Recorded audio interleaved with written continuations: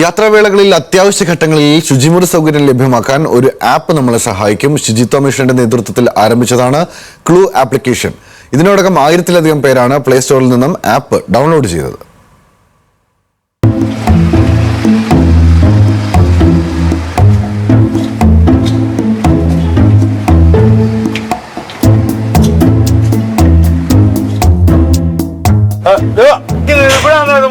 ഇറങ്ങി പോകുന്ന അപ്പുറത്തങ്ങാണം പോയി മൂത്രം ഇവിടെ കടല പറമ്പിലാവുന്ന മൂത്രം അടിക്കുന്നത് മനുഷ്യനെ ബുദ്ധിമുട്ടിക്കുകയാണ്.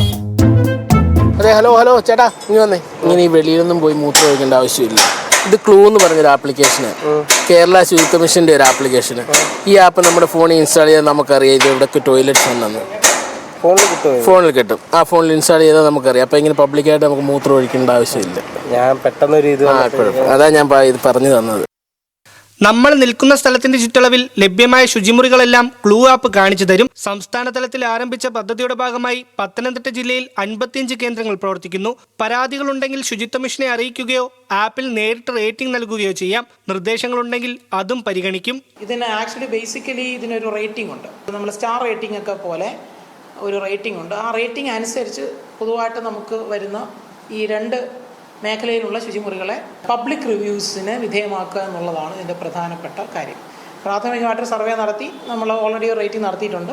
ഇനി അത് നോക്കി യാത്രക്കാരായിട്ടുള്ള ആളുകൾ ഉപയോഗിച്ചതിന് ശേഷം പബ്ലിക് അവരെന്ത് ചെയ്യും, റെസ്പോണ്ട് ചെയ്യും. റിവ്യൂ അനുസരിച്ച് റിവ്യൂ പരിഷ്കരിക്കപ്പെടും. അങ്ങനെയാണ് റേറ്റിംഗ് ഫിക്സ് ചെയ്യുക.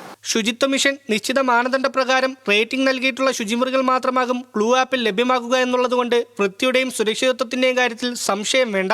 പത്തനംതിട്ട ജില്ലയിലെ പഞ്ചനക്ഷത്ര ഹോട്ടലുകളും കുടുംബശ്രീ കഫേയും ടേക്ക് എ ബ്രേക്ക് കേന്ദ്രങ്ങളും ഇതിൽ ഉൾപ്പെടും.